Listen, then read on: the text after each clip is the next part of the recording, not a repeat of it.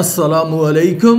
آج کی اس ویڈیو میں بات کریں گے فرعون کی کہ کیسے اللہ نے اس کو آنے والوں کے لیے عبرت کا نشان بنا ڈالا اور اس کی لاش پر ریسرچ کرنے والے سائنسدان کیسے مسلمان ہو گئے، اور اس کی لاش کے بارے میں مزید کچھ حیرت انگیز اور کچھ چھپی ہوئی معلومات آپ تک پہنچائیں گے۔ تو یہ ویڈیو پوری ضرور دیکھیں، بہت کچھ نیا جاننے کو ملے گا۔ اور اگر یہ ویڈیو پسند آئے تو کمنٹ میں اللہ اکبر لکھ کر اللہ کی قدرت چینل کو سبسکرائب کر دیں۔ شکریہ۔ دوستو، ایک بہت زیادہ پوچھا جانے والا سوال کہ فرعون کی جو لاش موجود ہے اس کا کیا ثبوت ہے کہ یہ لاش فرعون کی ہی ہے؟ تو میرے دوستو، 1891 سے پہلے اس دنیا کا کوئی انسان نہیں جانتا تھا کہ خدائی کا دعویٰ کرنے والے فرعونوں کی لاشوں کے ساتھ کیا ہوا تھا، یا ان کی باقیات کہاں ہیں، ان کی باقیات دنیا میں موجود ہیں یا نہیں۔ الہامی کتابوں تورات، بائبل اور قرآن پاک میں اس واقعے کا ذکر بڑی تفصیل سے ملتا تھا کہ حضرت موسیٰ علیہ السلام اور بنی اسرائیل قوم کا پیچھا کرتا ہوا فرعون پانی میں غرق ہو کر اپنی فوج سمیت مر گیا تھا، جبکہ حضرت موسیٰ علیہ السلام اور ان کی قوم کو پانی نے اللہ کے حکم سے گزرنے کا راستہ دے دیا تھا۔ اس کے بعد اس کا کیا ہوا تھا اس بارے میں بائبل اور تورات تو خاموش ہیں، لیکن قرآن پاک میں اس کے انجام کے بارے میں ایک بہت ہی اچھی بات کہی گئی تھی جس کی کسی کو سمجھ نہیں تھی کہ اس کا مطلب کیا ہے۔ خود مسلمان بھی اس بات کو پڑھ کر آگے گزر جایا کرتے تھے، یہ سمجھے بغیر کہ اس بات کا اشارہ کس جانب ہے۔ سورہ یونس میں فرعون کے مرنے کے بعد اس کے انجام کو اس طرح فرمایا گیا تھا، بس ہم تیرے بدن کو سمندر سے نکال کر محفوظ کر لیں گے تاکہ تو بعد میں آنے والوں کے لیے عبرت بن جائے۔ یہ واقعہ آج سے 3500 سال پہلے پیش آیا تھا۔ فرعون کے ڈوب مرنے کے بعد سمندر نے اس کی لاش کو اللہ کے حکم سے باہر پھینک دیا تھا، جبکہ باقی لشکر کا کوئی نام و نشان نہ رہا۔ مصریوں میں سے کسی شخص نے ساحل پر پڑی اس کی لاش پہچان کر اہل دربار کو بتایا۔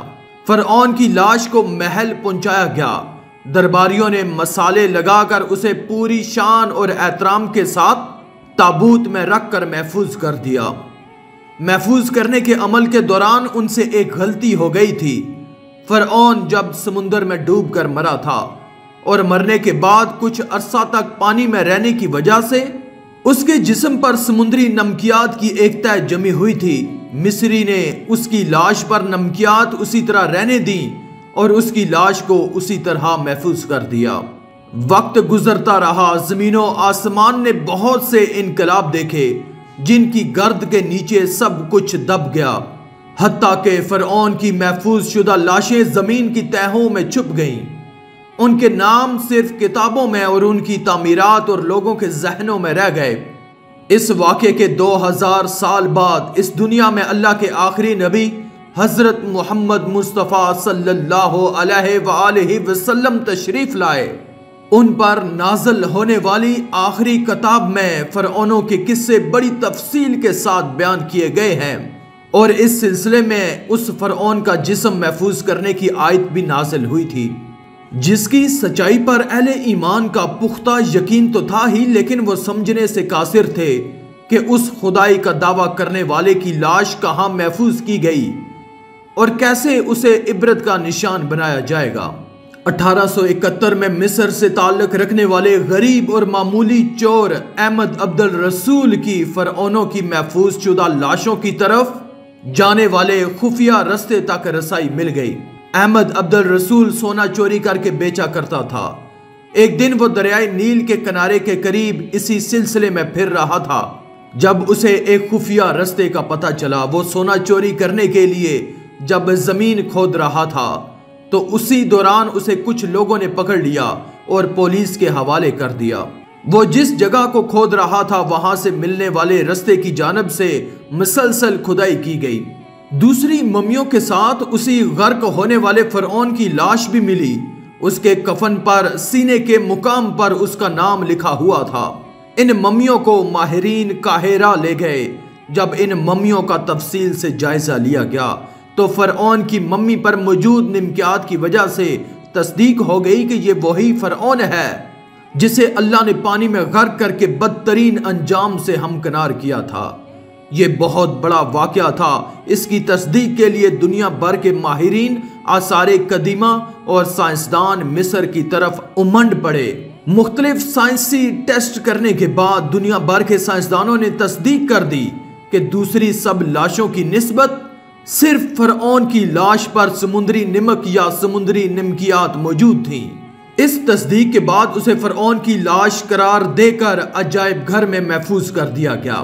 1982 میں فرعون کی ممی خراب ہونے لگی تو اس وقت کی مصری حکومت نے فرانس کی حکومت کو درخواست کی کہ فرعون کی ممی کو خراب ہونے سے بچایا جائے، نیز جدید سائنسی آلات سے اس کی موت کی وجہ معلوم کی جائے۔ چنانچہ مصری اور فرانسیسی حکومت مل کر ممی کو فرانس لے جانے کا انتظام کیا۔ جب فرعون کی لاش کو فرانس پہنچایا گیا تو پھر اس دور کے فرانسیسی صدر بذات خود حکومت کے اعلیٰ عہدیداروں اور فوج کے افسران کے ساتھ استقبال کے لیے موجود تھے۔ فرعون کی لاش کا استقبال کسی زندہ بادشاہ کی طرح کیا گیا۔ فوجی دستوں نے سلامی پیش کی۔ فرعون کی ممی کو ماہر ڈاکٹروں کی ٹیم کے حوالے کیا گیا۔ اس ٹیم کی سربراہی ڈاکٹر مورس بوکائے کر رہے تھے۔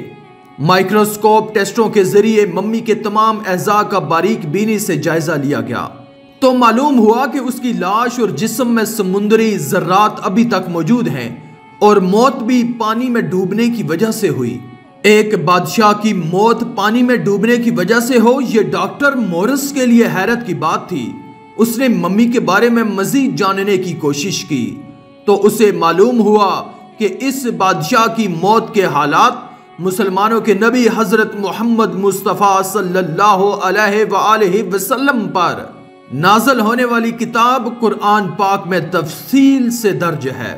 اسے علم تھا کہ جہاں سے یہ لاش ملی ہے وہ ایک اسلامی ملک ہے، چنانچہ وہ تجسس کے ہاتھوں مجبور ہو کر وہ مصر پہنچا۔ وہ ایک سائنسدان تھا۔ اس نے اس معاملے میں مصر کے ایک سائنسدان سے ملاقات کی اور سائنسدان نے قرآن پاک کو کھول کر سورہ یونس کی آیت 90 سے لے کر 92 تک کا ترجمہ لفظ با لفظ بتایا۔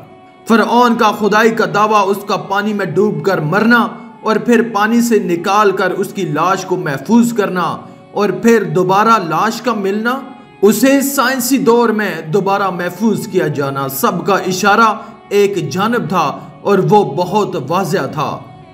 تجھے بعد میں آنے والوں کے لیے عبرت کا نشان بنا دوں گا۔